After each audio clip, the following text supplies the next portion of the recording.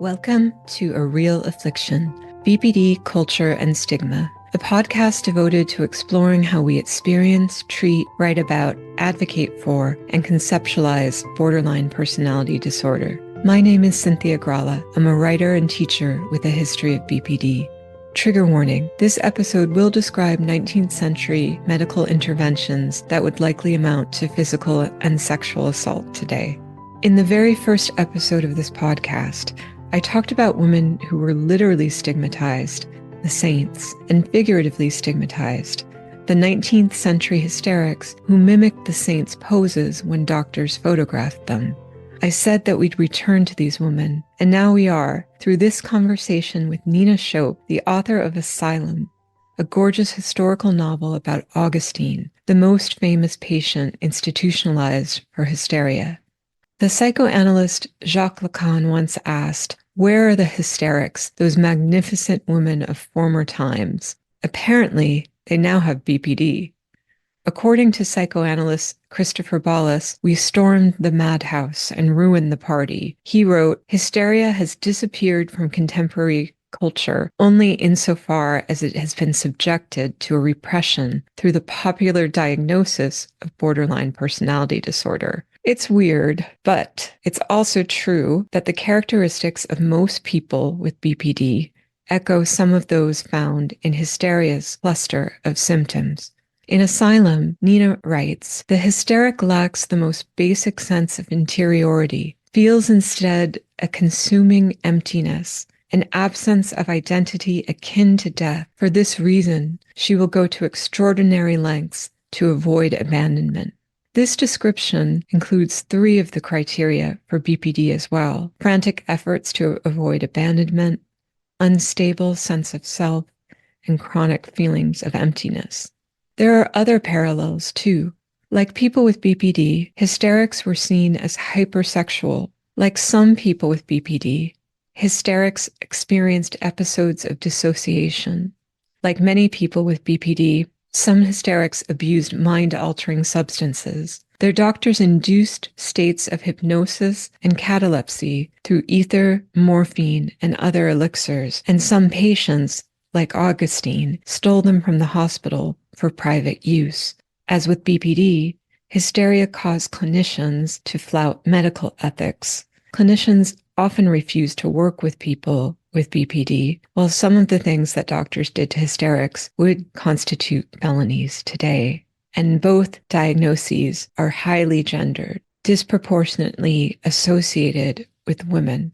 As soon as I started imagining this podcast, I wanted to do an episode or 2 on hysteria, to talk about how its hysterical history and lingering cultural imprint can offer a greater understanding of and empathy for people with BPD. After I read Asylum, which was published in 2021 and won the Design Prize for Fiction, I reached out to Nina to see if she would be willing to partner with me in this endeavor. Happily, she was.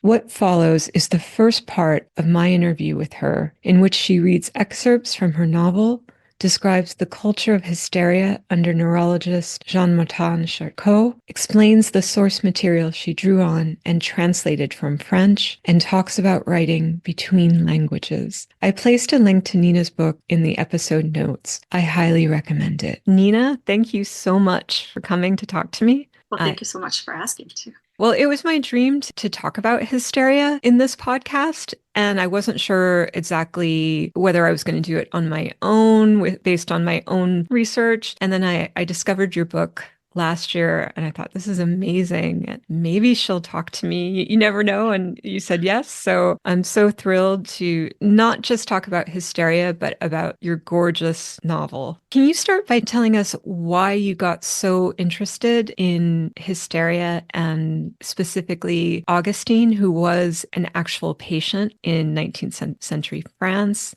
What drew you to that subject? So it was a really long time ago, for one thing, that this project started. It was back when I was in college. And I had had panic disorder since I was like 11 years old. And at the time, I was going through some really intense panic attacks where I was, sleeping with the light on and having multiple panic attacks every day. And at the same time, I was taking this women's history class in which we were reading Elaine Showalter's book, The Female Malady. Mm-hmm. And that's about the history and representation of female madness in both literature and actual therapy. And so Showalter includes this little section about the French neurologist Jean-Martin Charcot and his star patient Augustine, who are the two main characters, almost the only characters in my book. So she not only included information about, the incredible, bizarre experiments and treatments that were done at the time that were just really evocative, but she included the photographs. And there's something about seeing Augustine that would just like magnetized me. Yeah. And then at the same time, I had around then a very weird kind of sensory misperception thing happen with one panic attack. And it made me sort of realize that if I had lived in a different era, it's possible that those symptoms could be considered hysterical. And it made me sort of my empathetic imagination get kind of carried away and imagining how would you make sense of that life if that was what happened to you, and how would you make that your life? That was what you had to exist within. So yeah, that's amazing. Just to take that, your own personal and somatic experience. I mean, panic attacks, I've had some too. It is so much in the body. Mm-hmm. And that's so much of what we see, this concern with symptoms being acted out in the body in hysteria. Can you tell people who are unfamiliar with Charcot, with hysteria, with the kind of treatments being done? Could you give an overview? First of all, which time period is this? Where is this going on? And what does this disorder and its treatment look like? Sure. So I'll start with just going way back to the beginning and then jump ahead. So hysteria dates all the way back to ancient Greece. And probably most people know that the word hysteria is taken from the Greek word for uterus. And the disease was sort of inextricably bound up with ideas about the female body and specifically the womb. So ancient thinkers actually thought that the womb would detach itself and wander throughout the body, and had all sorts of very strange notions. It's like a notion of being haunted by your uterus. Yeah. It's walking through your house. When I first read that, it's like characterizing it as a ghost in our bodies. Yeah, or this other animate creature that's wandering around. Yeah, it's very strange.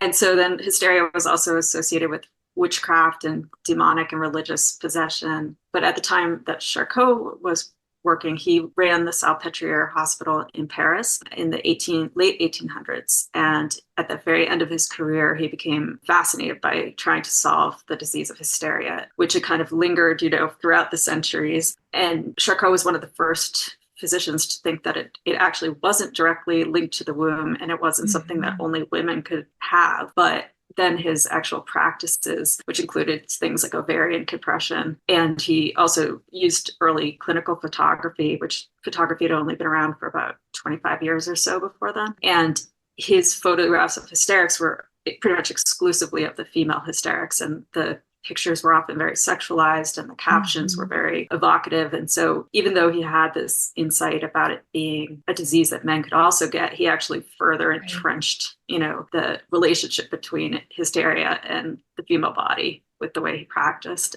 So that's kind of the historic overview. And then in terms of what the disease was at the time, it was kind of this conglomeration of physical and what we now think of as psychological symptoms. But this was before Freud or psychiatry existed. And Charcot was actually one of Freud's teachers, but he himself didn't believe at all that it was important to pay attention to the words or the life story or the emotions of the hysterics per se. He was much more interested in the physical manifestations of the disease, which would usually include seizures that were like grand mal seizures, sensory loss and numbness, partial paralysis, and then a whole array of just bizarre symptoms that ran the gamut. Augustine lost the ability to see in color and was only seeing in black and white. Yeah, that was fascinating. Yes, especially because she's being photographed in black and white. That's all they had at the time. And it reminds me of borderline personality disorder, where one of the common characteristics is black and white thinking, sort of switching between extremes. And it's so richly metaphorical, but it did happen to her. Yeah, and there are a lot of very just strange things where, she could see in color. Supposedly, she could see in color out of one eye and not out of the other at a certain point. And if you're to believe the accounts, which I mean, I think you have to a certain degree, there was a lot of very strange, unexplained phenomenon. But at the same time, it had this, like you're saying, this like rich metaphorical suggestion that something much bigger was going on under the surface. I loved what you pointed out about Charcot, that in one sense, he did have some good insights. Mm-hmm. He wasn't choosing to treat hysteria with hysterectomies, which some doctors had done. Like, well, if it's in the uterus, let's just yank it out. And of course, we know now that can cause all kinds of problems as well, including early onset menopause, which definitely has its own symptoms. So it did have that insight, but in other ways, it seems like he got so blinded by his obsession and the way he wanted to document it and make it scientifically verifiable. That was his big quest, was to show that it had a physiological basis, even though there was nothing found in the muscles, nerves, brain that would explain what was going on. And that was kind of one of the markers of hysteria too, is that it had all these symptoms, but there was no physiological explanation for why. Like, that was missing when they would check. Augustine was one of his star patients because he would present patients to a live audience. And at the time, that was a very new thing. And he would use the patients as models. And the patients who would perform the most, in the most fitting way with his lectures basically became almost stars in front of his audience. Right. And there were 2 different lectures each week, one for a professional audience, one for a public audience. And that eventually became really popular and had, like celebrities and heads of state and thinkers of the time coming to watch the women perform these attacks. And the doctors would actually induce a grand mal seizure. Well, I mean, it was a hysterical seizure, but at the end of each lecture, by pressing on a part of the woman's body that was known as a trigger point, and those could be located in very suggestive areas, and inducing a whole fit. So I asked you if you would read excerpts about Augustine's experience, including these pretty horrific ways in which the seizures were induced. I did give a trigger warning about it in the intro, but I'll say again that what will follow is historically based, but it is quite shocking. And I think it is what we would consider today some kind of physical or sexual assault, but this was going on.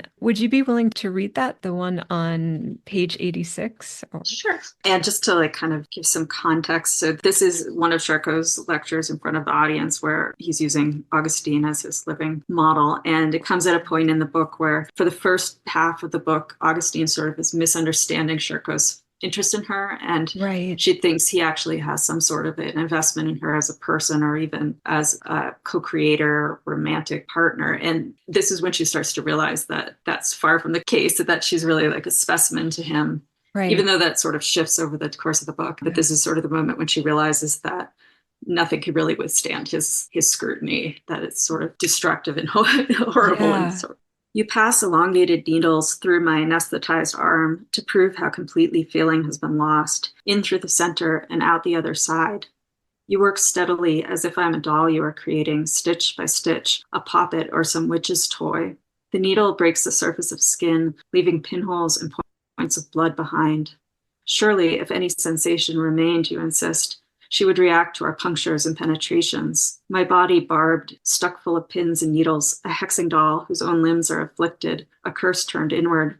During such spells, you tell the audience, Augustine tries to teach herself to be left-handed, and you produce roll after roll of paper covered in writing's unraveled threads.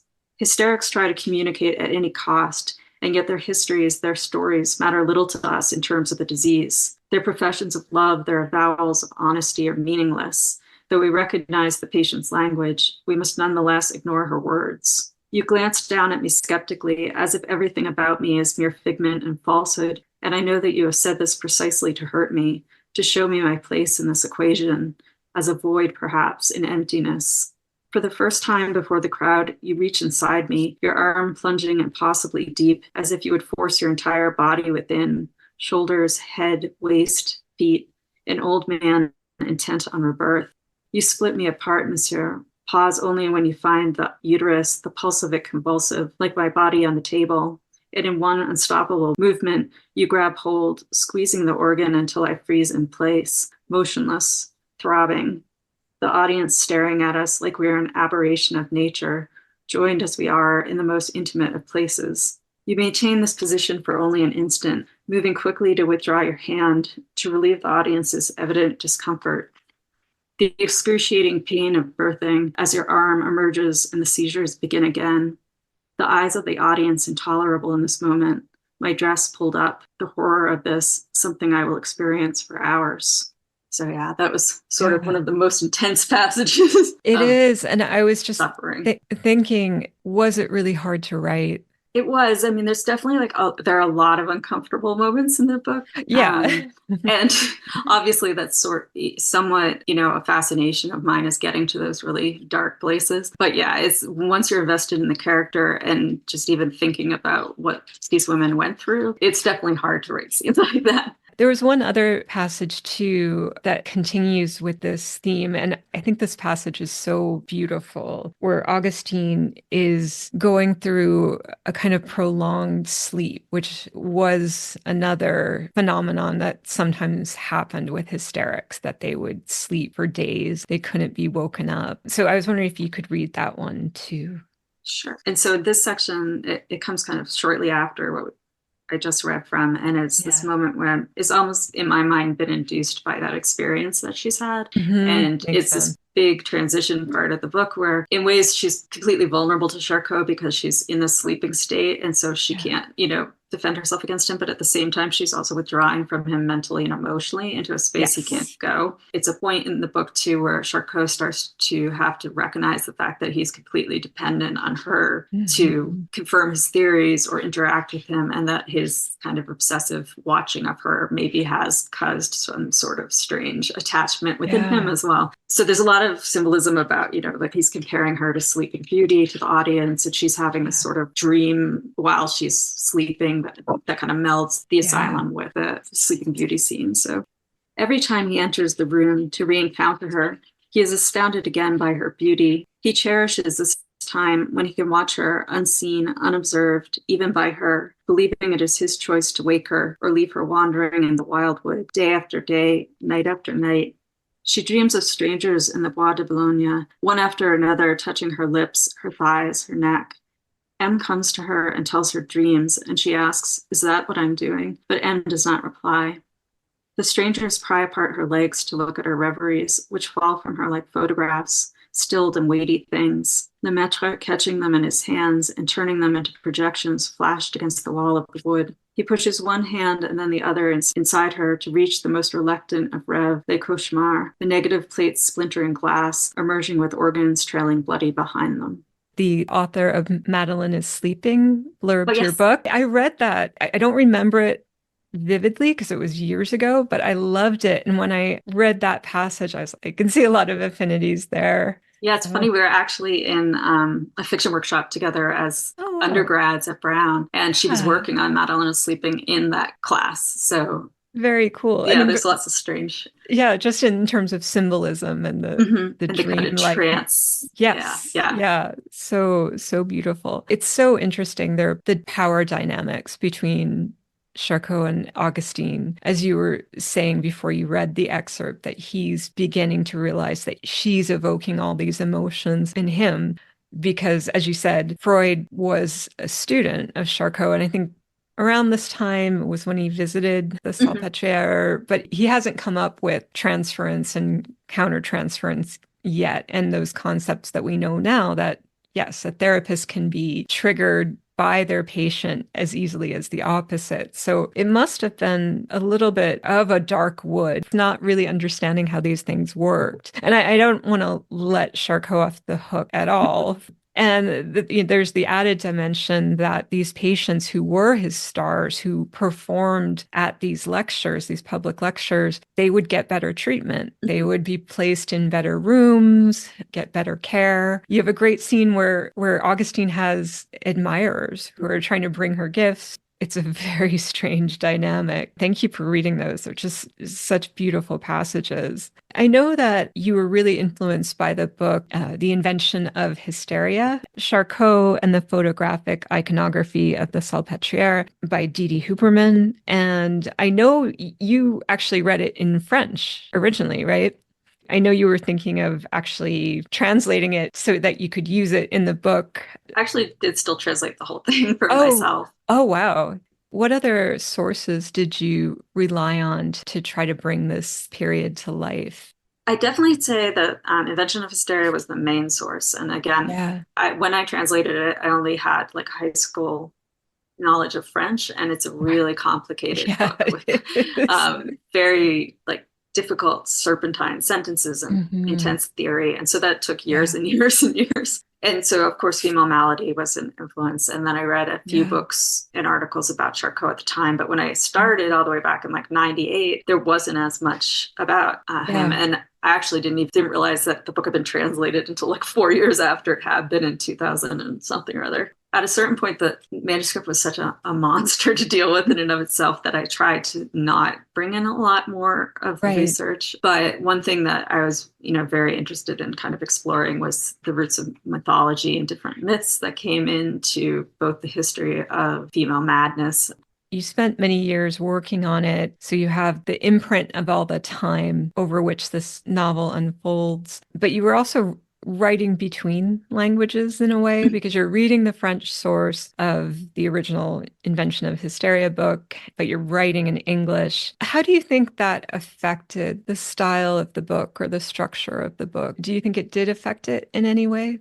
Yeah, I definitely do. I mean, I think one of the reasons why, even when the book was translated by someone else, I ended up most of the time going back to my own translations, Right. is that there was sort of a lyrical kind of lushness that I felt that I was getting while I was translating the book that sometimes I didn't find in the other translation, or there were even differences Right. and they could have been mistakes on my part because of my limited, French understanding, that maybe I translated something very literally, but then by doing that, there were these levels of Yeah. meaning that were revealed in the word choice. And so Didi-Huberman did a lot of playing with words and A examining, lot. Yeah.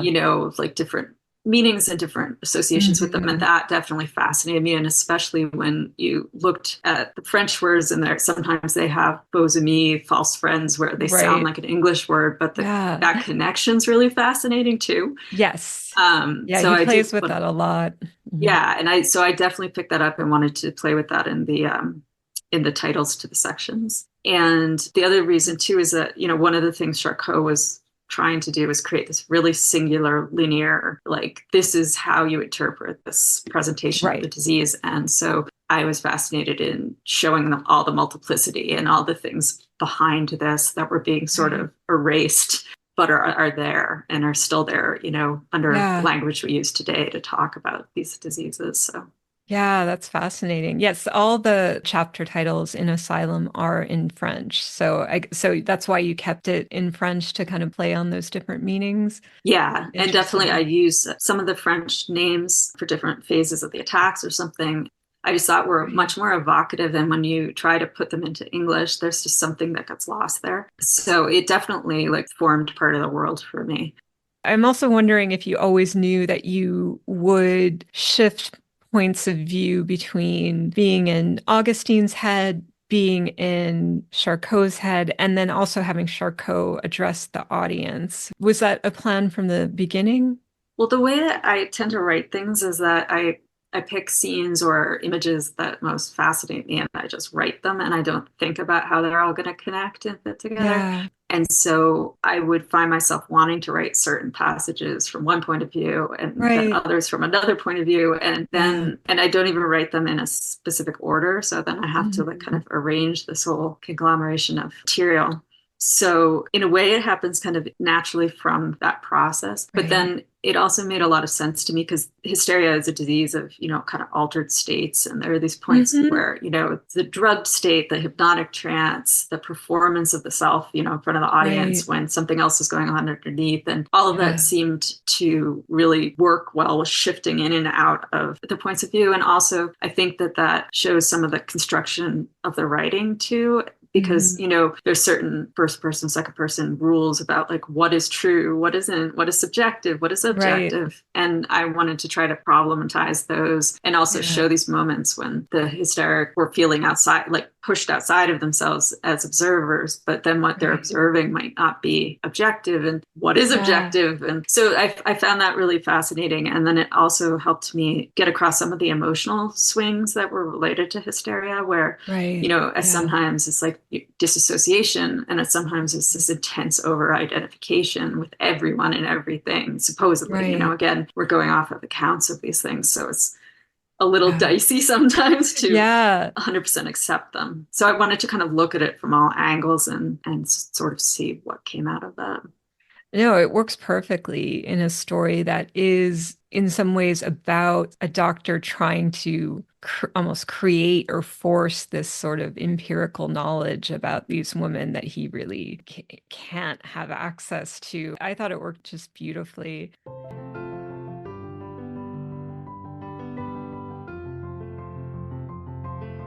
Many thanks to Nina Shope for talking with me. Please come back for the second half of this interview on October 1st. Thank you for listening and have a great day.